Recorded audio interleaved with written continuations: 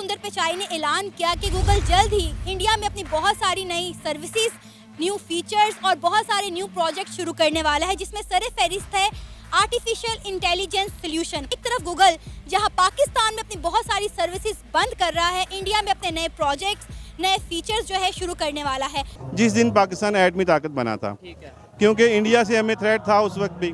अब तो खैर वो शायद थ्रेट नहीं है उतना, क्योंकि उन्हें पता है ये खुद ही इतने कमज़ोर हो गए हैं कि हमें कुछ करने की ज़रूरत नहीं है। अमेरिकन पाकिस्तान को किस लेंस से देख रहे हैं, क्योंकि हमें तो IMF का पैकेज भी नहीं मिला था साहब, और इसमें हमारे ऊपर ये भी कहा जा रहा है, ये भी थोड़ा तबसरा करें कि ये कहा जा रहा है कि पाकिस्तान को डिफॉल्ट करवा दिया जाए। चंद करप्ट सियासतदान हैं, चंद करप्ट जर्नैल हैं, लेकिन जो हमारे जर्नैल हैं इन्होंने अभी तक 1 फुट भी जगह 70 साल हो गए हैं, आप मुझे दिखा दें कि कहाँ भी इन्होंने जो है कोई 1 फुट जगह फतह की हो। अगर कोई ये कहे कि इंडियंस हमें आगे आने नहीं देता, ये इसको मैं रिजेक्ट करता हूँ टोटली।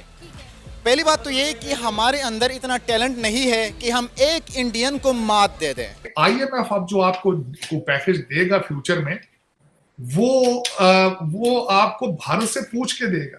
अमेरिका को उनकी इतनी जरूरत है और उनको बावर करा दिया गया है कि your fight against China is not possible without India.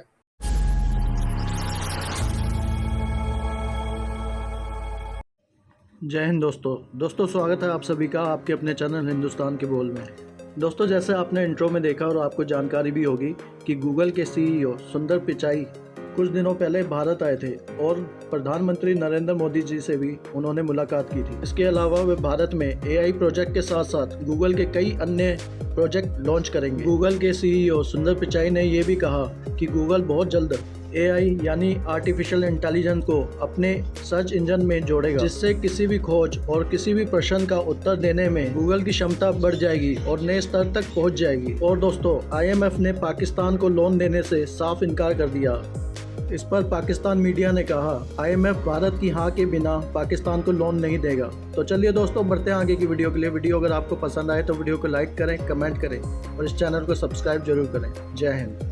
जो गूगल के CEO है सुंदर पिचाई, उन्होंने इंडिया का दौरा किया और वहाँ उनकी मुलाकात इंडिया के प्राइम मिनिस्टर नरेंद्र मोदी के साथ हुई और उन्होंने मुलाकात के बाद ऐलान किया कि वो बहुत सारे नए प्रोजेक्ट्स, बहुत सारे नए फीचर्स जो हैं वो इंडिया में लॉन्च करने जा रहे हैं, जिनमें सर-ए-फहरिस्त है आर्टिफिशियल इंटेलिजेंस। क्या कहेंगे आप? देखें, इंडिया की जिस तरह से आर्टिफिशियल इंटेलिजेंस के अंदर या IT के अंदर जितना इंडिया बूम कर रहा है, ग्रूम कर रहा है, हमारा तो मुकाबला है ही नहीं, पहली बात।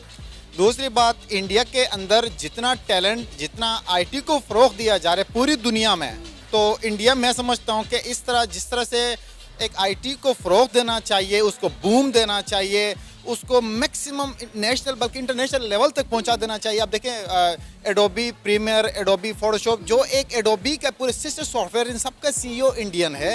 आपके पास गूगल के CEO आपके पास इंडियन है। तो वो सारी चीज़ें कुल मिला के कहें तो इंडिया के अंदर एक नया बूम, नया बूस्ट आ गया, जिसकी वजह से एक IT इनका है सेक्टर बहुत डेवलप कर रहा है हमारे मुकाबले में। अब तो हम तो उनके मुकाबले में है ही नहीं। ये इंडिया के लिए, इंडिया की इकोनॉमी के लिए, इंडिया के फ्यूचर के लिए बहुत बेहतरीन, अहम और बहुत मददगार साबित होगा। अच्छा, कहा जाता है कि जिस तरह आपने भी खुद ही जिक्र किया कि गूगल, माइक्रोसॉफ्ट, एडोब, नोकिया, इन सब के CEOs इंडियन हैं, तो ये इंडिया को फेवर देते हैं, इसलिए पाकिस्तानियों को आने नहीं देते आगे, उनको उस तरह से फैसिलिटीज़ नहीं देते, उनको इस तरह से सर्विसेज नहीं देते। क्या कहेंगे? देखें, एक तो ये है कि अगर कोई ये कहे कि इंडियंस हमें आगे आने नहीं देता, इसको मैं रिजेक्ट करता हूँ टोटली। पहली बात तो ये है कि हमारे अंदर इतना टैलेंट नहीं है कि हम एक इंडियन को मात दे दें, छोड़े अमेरिकन या बरतानी किसी बंदे को।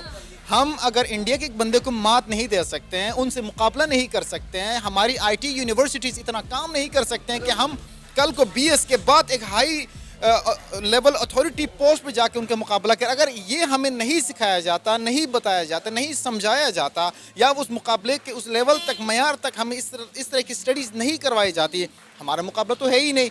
हम अपने साथ मुकाबला नहीं कर सकते, उनको छोड़ दें, हम अपने साथ मुकाबला नहीं कर सकते हैं। अगर हमारा जो ओवरऑल एक हमारी टाइमलाइन दिया जाता है, हमें एक आउटलाइन कोर्स दिया जाता है, उसके अंदर देखें तो हर साल वही है, F=m है, पेज नंबर 10 में था 10 साल पहले, आज भी पेज नंबर 10 F=m है। और फाइन यार, बस चेंज करें ना, टाइम के साथ साथ चेंज करें। अब अमेरिका के अंदर और ब्रिटेन के अंदर आपका जो कंटेंट होता है वो ईयरली वो चेंज होता है, वो चेक करते हैं कि इस टाइम क्लाइमेट चेंज का आपका मेनली फोकस है, तो वो अपने कोर्स आउटलाइन के अंदर उन चीज़ों को चेंज करते हैं। हमारे यहाँ आज भी वो ये मेरे वालिद साहब ने F=ma page 10 paragraph number 5 line number 7 में पढ़ा, मैंने भी उसमें पढ़ा है। तो there is difference of 40 years. हम कहाँ, इंडिया कहाँ, बाकी दीगर दुनिया कहाँ। तो इसलिए हमारे पास हमारी यूनिवर्सिटीज़ का मयार, हमारे स्कूल का मयार, जब तक कोर्स आउटलाइन टाइमली अपडेटेड नहीं होगा तब तक हम आईटी सेक्टर तो दूर के बाद हेल्थ सेक्टर, एजुकेशन सेक्टर, किसी भी सेक्टर के अंदर इंफ्रास्ट्रक्चर के मामले में कहीं पे तरक्की नहीं कर सकते। हमारा मुकाबला हमसे, इंडिया को छोड़ दें, इंडिया तो बहुत आगे जा चुका है, इंडिया इस टाइम बहुत बूम कर चुका है। उनके फ्यूचर और आईटी इंडस्ट्री और उनका नेक्स्ट अपकमिंग प्लान्स हम सोच भी नहीं सकते। हो माइट बी पॉसिबल कि आफ्टर 50 ईयर्स हम सोचें कि हम ये करना चाहिए, आर्टिफिशियल इंटेलिजेंस के रोबोटिक सिस्टम होना चाहिए, सारा कुछ मतलब हो सकते हैं हम सोचें। नाउ दे आर वर्किंग, तो उनके लिए इस टाइम बूम बिल्कुल वो राइट डायरेक्शन पे है और वो बूम करेंगे क्योंकि उनके लोग, उनकी स्टडीज़, उनके एजुकेशन, उनके यूनिवर्सिटीज़ इस तरह से उनको टीच करते हैं कि वो दे कम्पीट विद इंटरनेशनल कम्युनिटी। तार साहब, पाकिस्तान के अंदर तो इस वक्त सारी ऑपोजिशन जो है वो हुकूमत ने जो है वो जेलों में डाल दी है और इंटरनेशनली भी दुनिया बड़ी कंसर्न्ड है। लेकिन हमारे साथ भारत है, उनके फाइनेंस फॉरेन मिनिस्टर जो हैं वो ब्रिक्स घूम रहे हैं, दुनिया के साथ बिजनेस की बातें कर रहे हैं। प्राइम मिनिस्टर मोदी हैं, नेबरहुड फर्स्ट पॉलिसी पे इम्प्लीमेंट करते हुए नेपाल के जो लीडर को बुलाया हुआ था और उनके साथ बिजली ले रहे हैं वहाँ से। वो तो खित्ते में भी अपने ताल्लुकात बढ़ा रहे हैं, ग्लोबली भी कर रहे हैं। हम ग्लोबली आइसोलेट हो रहे हैं। हमें IMF ने जवाब दे दिया है, इंटरनली हम जो है वो जो पॉलिटिकल अनरेस्ट है। तार साहब, ये जो 65% पाकिस्तानी यूथ है उसका क्या मुस्तकबिल है और वो किधर जाएगी अगर ये इसी तरह ही अफरा तफरी रही और खित्ते में बाकी हमें तरक्की नज़र आती है और यहाँ पे जो है वो हालात ख़राब हैं। What do you make of this sir?